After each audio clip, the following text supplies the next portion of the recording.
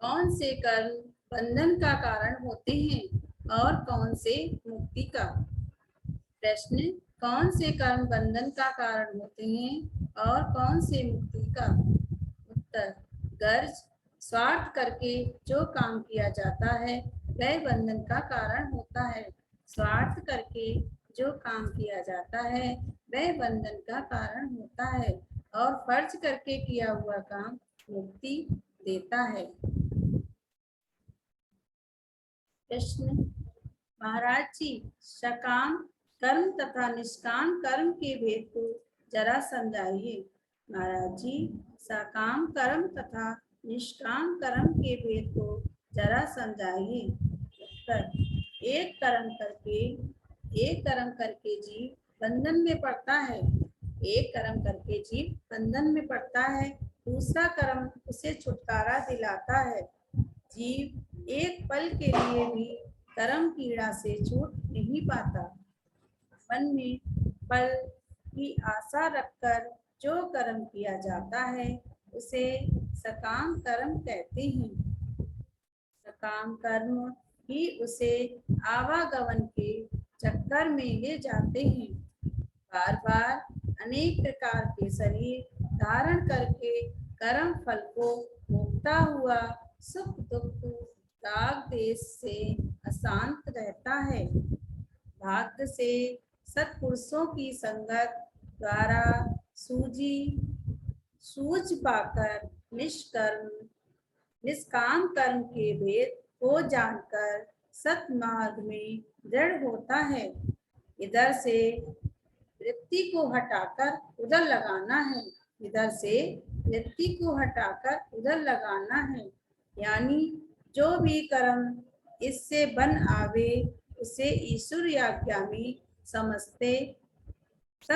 समझते हुए फल की आशा से रहित होकर करें। तब बुद्धि निर्मल होते होते सत्य तत्व को जानने लगेगी। असली निष्कामता उस समय आती है जब नाथ स्वरूप परमेश्वर को अपने घट में प्रकट देखता है।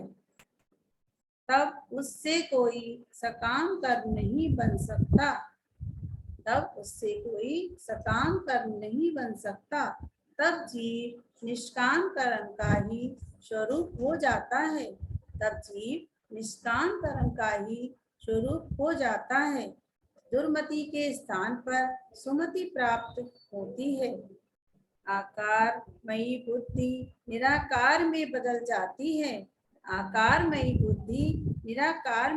जाती है।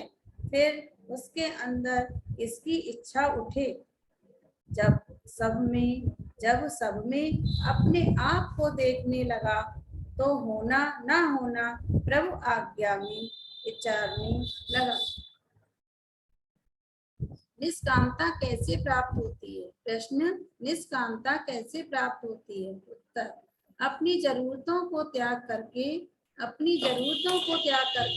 दूसरों की जरूरतें पूर्ण करें। ज्यों दूसरे की सेवा में प्रवृत्त होवेगा त्यों निष्काम अवस्था को प्राप्त होता जावेगा। जिस वक्त अति ही परहित और पर सुख में लीन हो जाएगा उस वक्त निष्कर्म स्वरूप परम शांति को प्राप्त होवेगा। जो असली धाम है हर वक्त अपनी जरूरतों पर काबू पाकर दूसरे की सेवा में स्थित होना चाहिए। इस धारणा से ही हालते बेख्वाइशी या आनंद अवस्था प्राप्त होती है। महाराज जी, प्रश्न, महाराज जी, क्या आप थोड़े में निष्काम कर्म का स्वरूप बतला सकेंगे? महाराज जी, क्या आप थोड़े में निष्काम कर्म का स्वरूप बतला सकेंगे? क्यों नहीं, लो सुनो।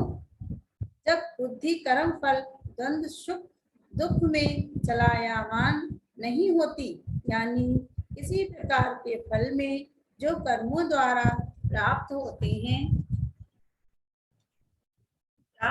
हैं चलायमान ना होकर अचल रहती है, तो बुद्धि की उस अवस्था में किया हुआ कर्म निष्काम कर्म कहलाता है।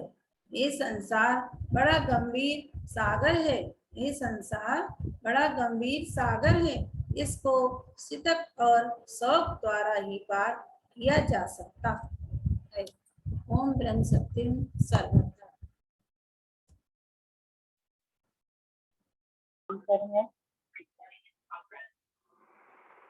महाराज जी हमें समझा रहे हैं कि शरीर ही जीव का संसार है, शरीर ही कर्मों का समूह, शरीर ही कर्मों के समूह से बनता है। जो ये शरीर है ये कर्मों से ही बनता है।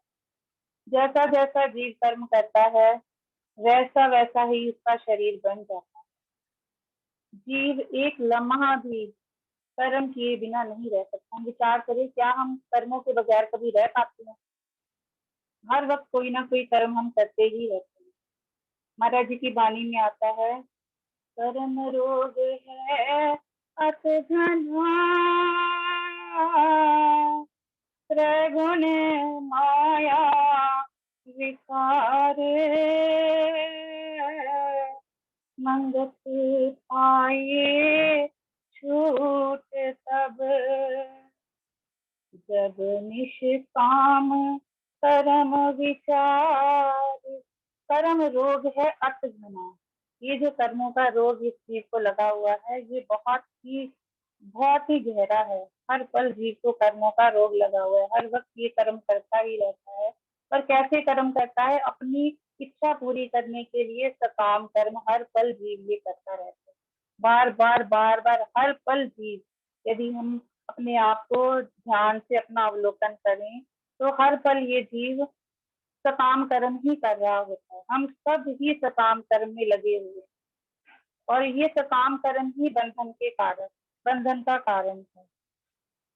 महाराज जी कहते हैं कि ये जो जीव है ये 3 गुणों में सत रज तम ही कर्म करने पर मजबूर करते हैं। ये जो गुण है सत रज तम गुण है, जीव के अंदर हर वक्त चलायमान रहते हैं। ये ही जीव को कर्म करने पर मजबूर करते हैं। इसी की वजह से इन गुणों के बदौलत ही ये जीव कर्म करता है। बुद्धि इन गुणों से घिरी हुई है, हर वक्त इन्हीं गुणों में रहती। कभी सतोगुण जीव में प्रधान हो जाता है, कभी रजोगुण प्रधान हो जाता है और कभी तमोगुण प्रधान हो जाता है। आत्मा इन गुणों से न्यारी वस्तु है, यानी निर्गुण है। जिस चीज से हमने मिलना है वो तो इन गुणों से ही न्यारी है। ईश्वर अंश, जीव अविनाशी, चेतन अमल, सहज सुख राशि। महाराज जी कहते हैं जब देह के अंदर सतोगुण प्रधान होता है तब क्या होता है? जीव का श्रेष्ठ कर्म करता है। जीव जो है श्रेष्ठ कर्म करता है। श्रेष्ठ कर्म ही सत्य स्वरूप की अनुभवता को देने वाले हैं। जो अच्छे अच्छे कर्म है, सेवा करें, सादगी को अपनाएं, सत्संग सुने, ये श्रेष्ठ कर्म है। अपनी तरफ से ज्यादा सेवा करें। जिन कर्मों करके सतोगुण बढ़ता है वह ही श्रेष्ठ कर्म है। श्रेष्ठ कर्म ही रजोगुण और तमोगुण के प्रभाव को कम करते हैं। हमने अपने जीवन में रजोगुण और तमोगुण का प्रभाव कम करना है, क्योंकि रजोगुणी और तमोगुणी तो हम है ही है। हर वक्त हमारी इच्छा करती रहती हम ज्यादा से ज्यादा संसारिक भोग पदार्थ इकट्ठे कर लें। बहुत सारे, जितनी ज्यादा से ज्यादा चीजें इकट्ठे करने हमारा मन होता है तो उसका प्रभाव वो हमारा मन कम करने लगे। हमारी वृत्ति उससे, उन चीजों से कैसे हट सकती है? जब हम सतोगुणी अपने आप को सतोगुण में रहना शुरू कर दें, सत्संग सुने, सत्पुरुषों का ग्रंथों का स्वाध्याय करें। जब जब हम ये काम करते हैं तब तब रजोगुण और तमोगुण का प्रभाव कम होने लगता है। महाराज जी कहते हैं सत्पुरुष गुरु जिन जिन कर्मों की निंदा करते हैं वह ही तमोगुणी कर्म है। जिन बातों का सत्पुरुष निंदा करते हैं, कहते हैं ये काम नहीं करना चाहिए, वे सारे कर्म जो है तमोगुणी है। महाराज जी कहते हैं काम, क्रोध, लोभ ये काम नहीं करने चाहिए, हमें निंदा नहीं करनी चाहिए। ये सब कौन से कर्म है? तमोगुणी कर्म है। शारीरिक भोगों की खातिर जो कर्म किए जाते हैं ये राजस कर्म है। जो हम अपने शरीर के लिए ये देखो संवारना श्रृंगारना भी राजस कर्म में ही आ गया, क्योंकि शारीरिक भोगों की खातिर जो कर्म किए जाते हैं वे राजस कर्म है। तमोगुणी जीव हर समय दूसरों को दुखी करके खुश होता रहता है। हमेशा जो तमोगुणी जीव है वो हर पल दूसरों को दुख देके खुश होता है। जीव अपने स्वरूप को भूलकर अज्ञानवश होकर अहंकारी बन जाता है। फिर क्यों भूलता है जीव? अपने आप को भूल जाता है, अहंकारी होकर बुद्धि ही रजोगुनी और तमोगुनी बन जाती है। जिस समय मन के अंदर अहंकार आता है, विषयों का चिंतन करती हुई बुद्धि इस कद्र कामना युक्त हो जाती है कि फिर इस माया जाल से छुटकारा हासिल करना मुश्किल हो जाता है। अति कामनावश होकर अनेक तरह के बंधन दर बंधन में फंसने वाले कर्म करने लगता है। जब जीव सकाम कर्म को धारण, ये सारे सकाम कर्म ही है कि जीव बंधन दर बंधन फंसने लग जाता है। हमेशा कामना रख के जो काम करता है, इच्छा करके जो काम किए जाते हैं, वो सारे सकाम कर्म है। इंद्रियों की गुलामी खोटे से खोटे कर्म करने पर मजबूर कर देती है, जिसका नतीजा परम दुख रूप है। चित्त को विषयों से हटाकर सात्विक कर्मों में लगाना चाहिए। चित्त को विषयों से हटाकर सात्विक कर्मों में लगाना चाहिए। हम अपने मन को हमेशा सात्विक कर्मों में, अच्छे अच्छे कर्मों में लगाना चाहिए। सकाम कर्म करके बुद्धि अंधी हो जाती है। महाराज जी कहते सकाम करके, सकाम कर्म कर करके ना जीव की बुद्धि अंधी हो जाती है। महाराज जी की वाणी में आता है, कर्म सकाम बंधन नित देवे, मूढ़ मति धर जीव नित सेवे। कर्म सकाम बंधन नित देवे, नित का बंधन है, आवागमन में ये जीव फंसता ही जाता है। मूढ़ मति धर जीव नित सेवे, हर पल मूर्ख होके ये सेवा करता है। फिर क्योंकि सेवा तो फिर भी कर ही रहा है, कर्म तो कर ही रहा है। कर्म सकाम अत त्रिखा बढ़ावे, बहुत ही तृष्णा बढ़ाती है ये सकाम कर्म जो है। कर्म फल भोग से शांत नहीं पावे, कर्म सकाम विश्वास विनाश, विश्वास भी खत्म हो जाता है। ईश्वरीय विश्वास को खत्म करने वाले हैं ये सकाम कर्म। इसलिए हमें बहुत चालाकी से, चतुर बुद्धि से हमें संसार में विचरना है और सकाम कर्म नहीं करनी। महाराज जी कहते हैं, कर्म सकाम करे दूजे हान, दूसरों जो ये सकाम कर्म होते हैं ना, हम दूसरों के लिए नुकसान करते हैं। पर हित नहीं कर सकता है जो जीव सकाम कर्म करता है। निज सुख में होवे गलतन, हर पल अपनी सुख की कोशिश करता रहता है कि मैं किस प्रकार अपने लिए सुख पाऊं, अपने सुख की बस कोशिश करता रहता है। महाराज जी की वाणी में आता है, दोहा आता है, कर्म सकाम बंधन जग माही, नित नित जीव बंधाए, मंगत मिटे वासना, नित जन्म मरण दुख पाए। कर्म सकाम बंधन जग माही, ये कर्म जो है सकाम कर्म है, हमारे लिए बंधन है। नित नित जीव बंधाए, हर पल जीव को बंधाते हैं। मंगत मिटे न वासना, नित जन्म मरण दुख पाए, आवागमन के चक्कर में इस जीव को डाले रखते हैं। इस संसार में सकाम कर्म बंधन का स्वरूप है। जितने भी सकाम कर्म है ये हमारे लिए बंधन स्वरूप है, जीव को हर पल बंधा रहा है। महाराज जी कहते हैं, ये वासना यानी कामना नहीं खत्म होती और ये जीव का आवागमन के चक्कर में पड़ा ही रहता है। हर पल आवागमन, एक जन्म लेता है फिर दूसरा जन्म आता है। गीता में कृष्ण भगवान भी यही बात कहते हैं, यम या वापि स्मरण भावम त्यजन्ति अंते कलेवरम, तम तमेव तिक्वान्ते सदा तद भावित, कि अंत काल में जिस जिस भाव को स्मरण करता हुआ ये जीव शरीर त्याग करता है, उसको ही प्राप्त होता है, क्योंकि वह सदा उसी भाव से भावित है। विचार करें, देखिए, यदि हम सकाम कर्म करते रहेंगे तो हमारे मन में तो हमेशा लालसा कोई ना कोई बनी रहेगी और इच्छा करके ही नया जन्म होता है। महाराज जी कहते हैं, इच्छा से कर्मे धर्म रया, लोकालोक संसार, मंगत इच्छा रहते हैं सत्य स्वरूप निरंकार, सिर्फ वो सत्य स्वरूप निरंकार की इच्छा रहते। अब हम इसके इलाज की तरफ भी अग्रसर होते हैं कि अब हमें पता तो लग गया कि हम सिर्फ काम कर्म ही कर रहे हैं और कुछ कर ही नहीं रहे हैं। अगर अपने जीवन का अवलोकन करें, हर कोई अवलोकन करे, तो हमें दिख रहा है कि हम सिर्फ अपने फायदे के लिए अपनी इच्छा करके ही काम कर रहे हैं। बच्चों का पालन पोषण कर रहे हैं, कोई ना कोई इच्छा होती है कि कल को हम बुजुर्ग हो जाएंगे तो हमारी ये पालना पोषणा करेंगे। कुछ भी चीज है, कोई भी काम हम करते हैं तो ये कोई ना कोई इच्छा लेके करते, यहाँ तक कि ईश्वर का भजन भी करते हैं तो हम इच्छा करके करते हैं, परमात्मा का नाम भी इच्छा लेके करते हैं। महाराज जी आप मेरा ये काम कर दो, मैं इतनी बार महामंत्र का जाप करूंगा। क्या हाल है हमारा, इस जीव का क्या हाल है, हर वक्त ये ऐसा काम कर्म कर रहा है, इच्छा करके कामना में घसा हुआ है। इस कामना की अगन से छूटने के वास्ते अब एक उपाय महाराज जी बताते हैं। इस कामना की अगन से छूटने के वास्ते महाराज जी कहते हैं सेवा ही यथार्थ साधन है, तो सबकी सेवा करनी शुरू कर दे। कामना के निवारण के वास्ते ही सेवा का साधन है, इच्छा को खत्म करने के लिए ये सेवा है, और इच्छा करके ही सकाम कर्म होते हैं। तो इसलिए हमने अब क्या करना है, इच्छा को खत्म करने का उपाय करना कि किस प्रकार हमारी इच्छा खत्म होती है। अब देखिए हमारे ना बहुत कई बार ऐसा होता है, हमारा कुछ खाने का मन होता है, बहुत ज्यादा कुछ खाने का मन है, जैसे किसी को मिठाई खाने का शौक। अब ऐसा करें कि वो मिठाई लोगों को तकसीम करना शुरू कर दो, धीरे धीरे उसकी आसक्ति अपनी आप ही स्वतः ही खत्म हो जाएगी, क्योंकि वो दूसरों को जब देना शुरू करता है तो अपने आप ही उसकी आसक्ति खत्म हो जाती है। जो हर वक्त दूसरे की भलाई चाहता है और अपना तन मन धन को त्यागने में जरा भी परवाह नहीं करता, वह ही असली त्यागी और दानी है। और मार्ग धर्म में धर्म को उसने ही निर्मल जाना है। दूसरे की सेवा से अपना पाप नाश होता है। महाराज जी कितना बड़ा सूत्र बता रहे हैं, अपने पाप नाश करने का तरीका क्या है। दूसरों की सेवा करो और अपने पाप नाश कर लो। कितना सरल और सहज सा रास्ता महाराज जी ने हमें बता दिया कि तू दूसरों की सेवा कर, तू अपने पाप नाश कर ले। यदि तू अपने आप को पापी समझता है तो तभी तो हम कोशिश करेंगे ना अपने पाप नाश करने की। अपनी जरूरतों को त्याग के दूसरों की जरूरतें पूर्ण करे।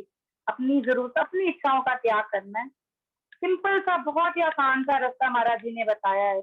कहते हैं ना कि इस रबदा की पावना इधरों पुटना से उधरों लावना, इस वृत्ति को ही तो चेंज करना है, बस वृत्ति को बदलना है, इधर से उतारो उधर से उस तरफ लगा लो। इस रबदा की पावना इधरों पुटना से उधर लावना, ज्यो ज्यो दूसरे की सेवा में प्रवृत्त होवेगा, त्यों त्यों निष्काम अवस्था को प्राप्त होता जाएगा। निष्काम अवस्था बहुत कठिन है, आसानी से नहीं आती है।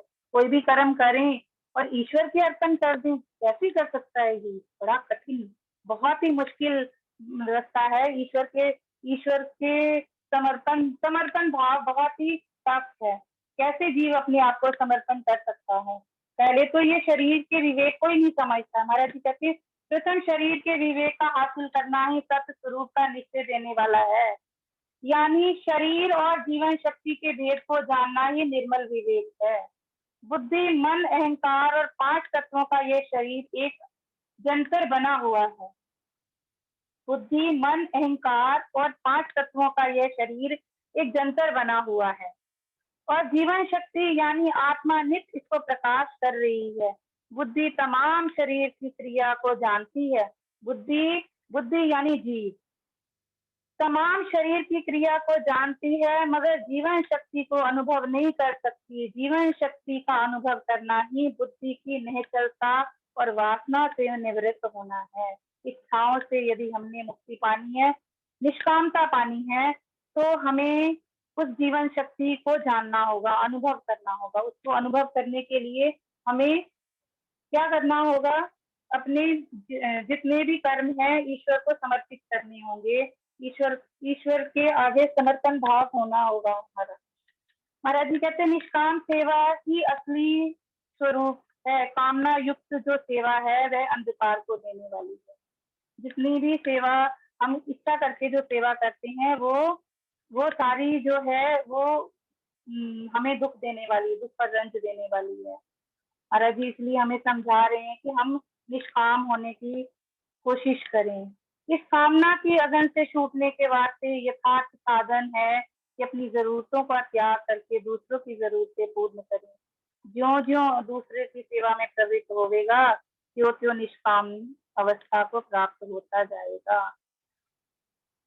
जो हर वक्त दूसरे की भलाई चाहता है और अपना तन मन धन को त्यागने में जरा भी परवाह नहीं करता, वह ही असली त्यागी और दानी है।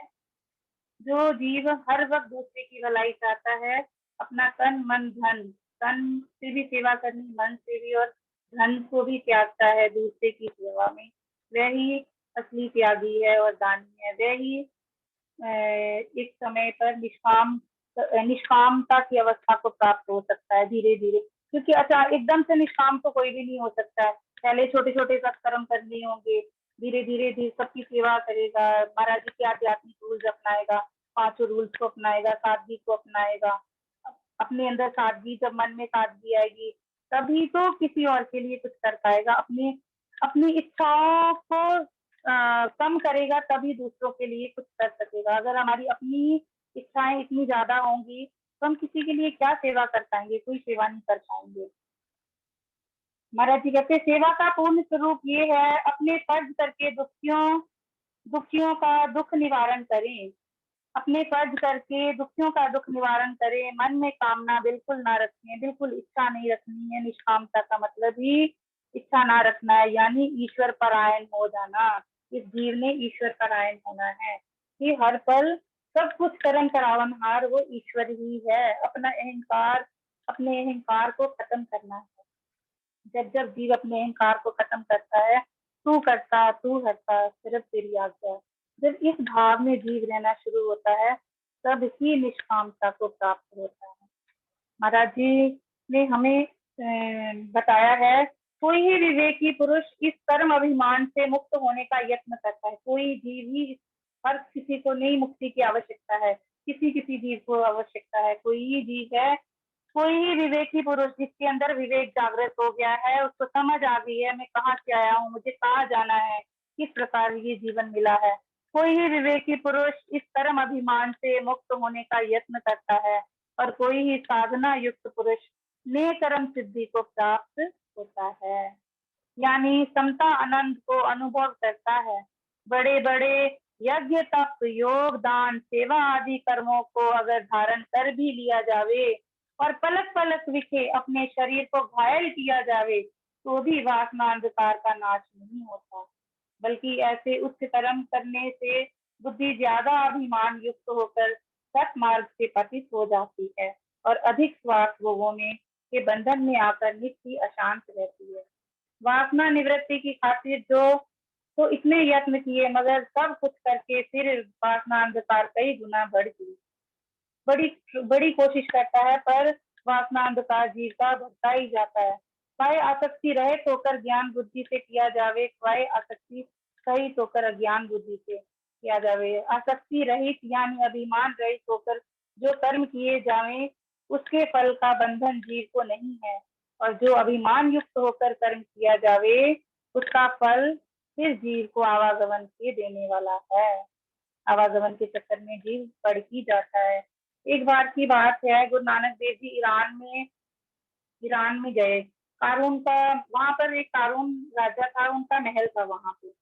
वो गुरु नानक देव जी टूटी फूटी ठीकरियां पड़ी हुई इकट्ठी कर रहे थे, आहिस्ता आहिस्ता कर एक एक करके उठाकर झोले में डाल रहे थे। कारून का बादशाह इत्तेफाक से वहां से गुजरा, यूं ही गुजर गया राजा वहां से। बादशाह वहां से गुजरे तो कहने लगे फकीर साईं बाबा इन ठिकरियों का क्या करोगे। नानक अपनी मस्ती में लगे हुए थे। अपनी आवाज सुनकर बादशाह की तरफ मुंह करके कहने लगे बहुत नजदीक दरगाह में साथ ले जाऊंगा। बादशाह हंस पड़े, कहने लगे ये ठीकरियां भी दरगाह में जा सकती हैं, क्या ये ठीकरियां दरगाह में जा सकती हैं। उस पर गुरु नानक देव जी ने फरमाया अगर तुम्हारे 40 गंज रुपया शर्फियां वगैरह जा सकती हैं तो ये ठीकरियां भी जा सकती हैं जो तुमने जमा करके रखी हैं। देखिए हमारा भी तो जमा करके रखने का स्वभाव है, ये रजोगुनी स्वभाव है, ये हम अपने पैसे जमा करके रखते हैं। अब अनाज ही है, अब महाराज जी कहते हैं कि अगर तेरे लिए रात के खाने के लिए तो तुझे चिंता करने की जरूरत नहीं है, और हमारे घर में मनो अनाज होता है फिर भी हम चिंता करते हैं कि पता नहीं हमारे कल को क्या होगा, कैसे खाना खाएं। तो ये ठीकरियां भी आगे महाराज जी फिर वो कहते हैं गुरु नानक देव जी कहते हैं जहाँ जमा करके रखती हैं तुम्हारे साथ जा सकते हैं तो ये भी चली जाएंगी, तो ये ठीकरियां भी जा सकती हैं। ये शब्द सुनते ही बादशाह की आंखें खुल गई। जिनकी आंखें खुलनी होती है ना बहुत ही आसानी से थोड़े से शब्दों में ही खुल जाती हैं।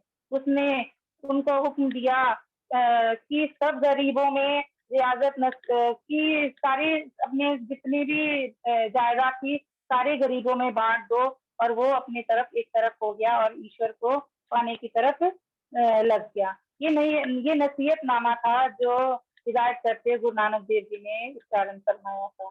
संसार के सुख भोगों का प्रेम कम करके निष्काम प्रेम भाव से मालिक के चरणों में 2 घड़ी मन बुद्धि को लगाया करो। महाराज जी कहते हैं संसार के सुख भोगों का प्रेम कम करो। हम इतने ज्यादा संसार के प्रेम में ग्रसित हैं, हमारा संसार के साथ बहुत गहरा रिश्ता है, बहुत पुराना रिश्ता है, बहुत प्रेम करते हैं हम संसार के साथ और अपने इस शरीर के साथ। ये संसार ही हमारा शरीर है और शरीर के रिश्तेदारों के साथ हम बहुत ज्यादा प्रेम करते हैं, इसीलिए हम बहुत दुख पाते हैं। निष्काम कर्म के मार्ग पर चलते चलते तमाम वासना लीन हो जाती है और अंतर में अखंड अविनाशी स्वरूप का अनुभव होता है, जो अचल शांति है। जिस अचल शांति को हम पाना चाहते हैं वो निष्काम कर्म के मार्ग पर ही मिल सकती है। महाराज जी कहते हैं निष्काम कर्म जिन धारे दृढ़ निश्चय से नीत मंगत द्वंद्व विकार से तीन जन पाई जीत। निष्काम कर्म जिन धारे दृढ़ निश्चय से नीत मंगत द्वंद्व विकार से तीन जन पाई जीत। ओम दम सत्यम सर्वथा